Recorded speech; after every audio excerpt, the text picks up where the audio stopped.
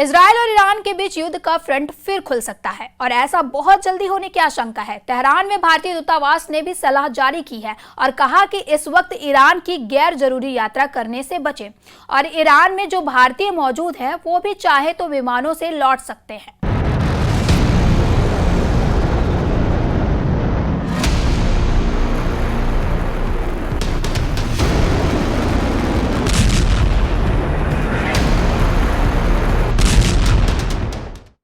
नमस्कार, आदाब। आप देख रहे हैं न्यूज 18 का डिजिटल प्लेटफॉर्म और मैं हूं आपके साथ सृष्टि शर्मा।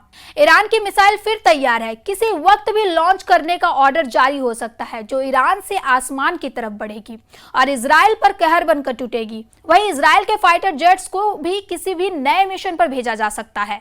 इजराइल के हवाई अड्डों पर लड़ाकू पायलट बैटल रेडी किए जा चुके हैं। ईरान में नए टारगेट सेट किए गए हैं। बस नेतन्याहू से हमले का ऑर्डर आना बाकी है। क्या युद्ध को लेकर अगले 24 घंटे में कुछ बड़ा होने वाला है? क्या 48 घंटे में नेतन्याहू कोई बड़ा फैसला करेंगे और 72 घंटे में ऑपरेशन तेहरान लॉन्च कर देंगे? ईरान और इजराइल के बीच अगले 100 घंटे बहुत अहम होने वाले हैं। ईरान पर हमला हुआ तो फिर दहलेगा तेल अवीव और हाइफा, या फिर ईरान पहले कर देगा इजराइल पर हमला। पश्चिम एशिया युद्ध के दूसरे राउंड को लेकर डर बना हुआ है क्योंकि 1 महीने पहले ही दुनिया ने खुद को तीसरे विश्व युद्ध के करीब देखा है और ये खौफ अब फिर उबाल ले रहा है। ये दोनों तस्वीरें इस वक्त दुनिया में युद्ध का नया सायरन फिर से बजा रही हैं क्योंकि तेहरान में भारतीय दूतावास ने एक बहुत जरूरी सलाह जारी कर दी है। ये सलाह है एक बड़ी वार्निंग बनकर आई है। ईरान और इजराइल के बीच तनाव को देखा जाए तो भारतीय दूतावास की सलाह को अंग्रेजी में कहा जाएगा राइटिंग ऑन द वॉल, यानी कुछ बहुत बुरा होने का अंदेशा है, कुछ ऐसा जिससे बचना चाहिए। हम नीरू दاریم ما هم در میدان دیپلماسی هم در میدان نظامی انشاءالله به توفیق الهی هر وقت وارد بشیم با دست پر وارد خواهیم شد به توفیق الهی। अब सवाल है कि ईरान में ऐसा क्या होने जा रहा है जिससे न सिर्फ भारत को बल्कि दुनिया को अलर्ट रहना चाहिए। पिछले 1 महीने के दौरान पूरी दुनिया ने अमेरिका के B-2 बॉम्बर का सबसे खतरनाक मिशन देखा, दुनिया का सबसे खतरनाक बम गिरते देखा, ईरान के परमाणु कार्यक्रम को मिटते हुए देखा। इससे पहले ईरान में फौजी कमांडरों का जनाजा देखा है, ईरान की मिलिट्री लीडरशिप को एक ही दिन में खत्म होते देखा। लेकिन इस हमले के बाद ईरान का गुस्सा भी देखा गया।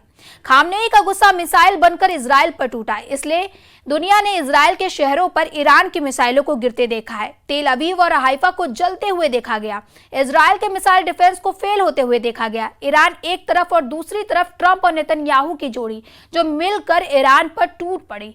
लेकिन 12 दिन चले इस जंग के बाद दोनों तरफ से सीज फायर कर दिया गया।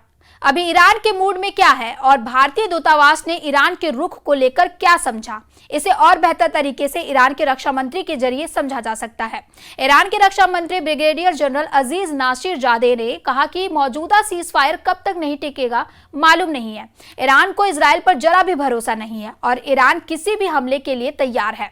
तुर्की और मलेशिया के रक्षा मंत्रियों से फोन पर बातचीत में नासिरजादे ने कहा कि ईरान युद्ध नहीं चाहता लेकिन उसकी तैयारियां पूरी हैं। ईरान और इजराइल एक दूसरे को अपना सबसे बड़ा दुश्मन मानते हैं। दोनों ही एक दूसरे पर यकीन नहीं करते और 13 जून को हुए हमले के बाद ईरान के पास तो इसकी वजह भी है कि वो इजराइल की तरफ से किसी भी बात का भरोसा ना करे। इस जंग को शुरू करने से पहले नेतन्याहू ने अपने 3 लक्ष्य फाइनल किए थे और इन्हीं लक्ष्यों को लेकर उनके कमांडरों ने पूरे जंग का प्लान तैयार किया। हर हमले, हर स्ट्राइक, हर मिशन और इजराइल के हर बम पर नेतन्याहू के यही लक्ष्य निर्धारित किए गए थे। पहला मकसद ईरान के परमाणु कार्यक्रम को जड़ से उखाड़ देना, उसे पूरी तरह खत्म कर देना। क्या ऐसा हुआ? 400 किलो संवर्धित यूरेनियम को लेकर अब भी सवाल उठ रहे हैं, इसीलिए यह मकसद नाकाम हो गया।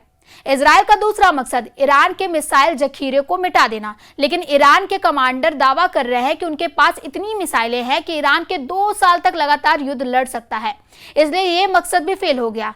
इजराइल का तीसरा मकसद ईरान में बगावत करवा के तख्त पलट करना, लेकिन अली खामनेई अब भी ईरान के सर्वोच्च नेता हैं और ईरान की मिलिट्री लीडरशिप में कायम है, यानी इजराइल के तीनों मकसद नाकाम साबित हुए। यही वजह है कि नेतन्याहू और उनका वॉर कैबिनेट कुछ बड़ा करना चाहता है। इसका दावा ईरान की तरफ से बार बार किया जा रहा है और यही दावा है जिसे लेकर ईरान पर इजराइल के हमले का खतरा मंडरा रहा है। लेकिन 12 दिन के युद्ध के दौरान इजराइल पर ईरान की जितनी मिसाइलें गिरी, ऐसे हर धमाके ने इजराइल के मिसाइल डिफेंस डिफेंस सिस्टम का पुर्जा ढीला कर दिया। तेल अवीव से लेकर हाइफा और अशदोद से लेकर बेन गुरियन हवाई अड्डे तक हर मिसाइल हमले ने नेतन्याहू को ईरान पर नया प्लान बनाने पर मजबूर कर दिया है। यही वजह है कि नेतन्याहू ने ईरान को घेरने के लिए अब नई योजना तैयार की है। नेतन्याहू ने कहा कि ईरान के मिसाइल कार्यक्रम पर रोक लगनी चाहिए और उसे 480 किलोमीटर से ज्यादा रेंज की मिसाइल नहीं बनाने दिया जाए। मतलब साफ है कि नेतन्याहू ईरान के उन मिसाइलों से घबरा गए हैं जो 1500 किलोमीटर या उससे ज्यादा रेंज रखती है। यही वजह है कि नेतन्याहू चाहते हैं कि ईरान के पास 480 किलोमीटर की रेंज वाली मिसाइलें हों ताकि वो इजराइल तक ना पहुंच पाए। 13 जून 2025 को जब ईरान पर हमला हुआ था तब उसकी खुफिया एजेंसियों से लेकर इजराइल को रोकने वाली हर प्लान की पोल खुल गई थी।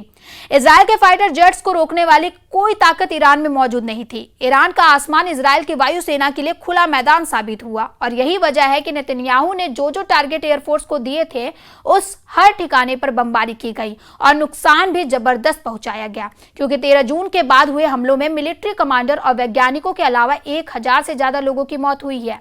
लेकिन 12 दिन के युद्ध में दोनों तरफ से एक दूसरे पर हमले हुए। हमले दिन रात हो रहे थे। एक तरफ से फाइटर जेट तो दूसरी तरफ से बैलिस्टिक मिसाइलें दागी गई। एक तरफ नेतन्याहू ने कमान संभाली जिसमें अमेरिका से भी पूरी मदद थी, तो दूसरी तरफ ईरान के सर्वोच्च नेता अली खामनेई ने मोर्चा संभाला और तमाम मिलिट्री लीडरशिप खत्म होने के बाद फौरन सेना की कमान नए कमांडरों के हाथों में दे दी। और फिर 12 दिनों तक ईरान ने बता दिया कि इजराइल के शुरुआती स्ट्राइक के बाद उसकी मिसाइल पावर बरकरार है। तेल अवीव से लेकर हाइफा तक दुनिया ने ईरान के मिसाइल हमलों को देखा, जमीन पर तबाही देखी, बड़ी बड़ी इमारतों को खत्म होते देखा और ये तस्वीरें नेतन्याहू के कमांड सेंटर से लेकर व्हाइट हाउस में ने भी देखी। इसलिए ट्रंप ने भी कहा कि ईरान और इजराइल दोनों को इस युद्ध में नुकसान हुआ है और इजराइल ने भी बड़ी चोट खाई है। नेतन्याहू ने अब ईरान के लिए 480 किलोमीटर रेंज वाली मिसाइलों की शर्त रखी है। नेतन्याहू की डिमांड की ईरान मिसाइल 480 किलोमीटर से आगे न बढ़ पाए, इसे लेकर इजराइल को बैकफुट पर देखा जा रहा है और इसलिए ईरान के विदेश मंत्री ने कहा कि इजराइल इस युद्ध में नाकाम साबित हुआ है। अरागची का मैसेज साफ है कि इजराइल 12 दिन के इस जंग में पूरी तरह नाकाम हो गया और नेतन्याहू ने ईरान को हराने का जो प्लान बनाया था उसमें वो खुद इजराइल को बचाते हुए नजर आए। इसलिए नेतन्याहू को लग रहा है कि ईरान को लेकर उनका मकसद पूरा नहीं हुआ है और ईरान को भी डर सता रहा है कि इजराइल फिर किसी भी वक्त हमला कर सकता है, जिस तरह उसने 13 जून को करके तेहरान को दहला दिया था। ऐसे ही खबरों के लिए देखते रहे न्यूज़ 18 का डिजिटल प्लेटफॉर्म और हमारे चैनल को सब्सक्राइब करना ना भूलें। धन्यवाद।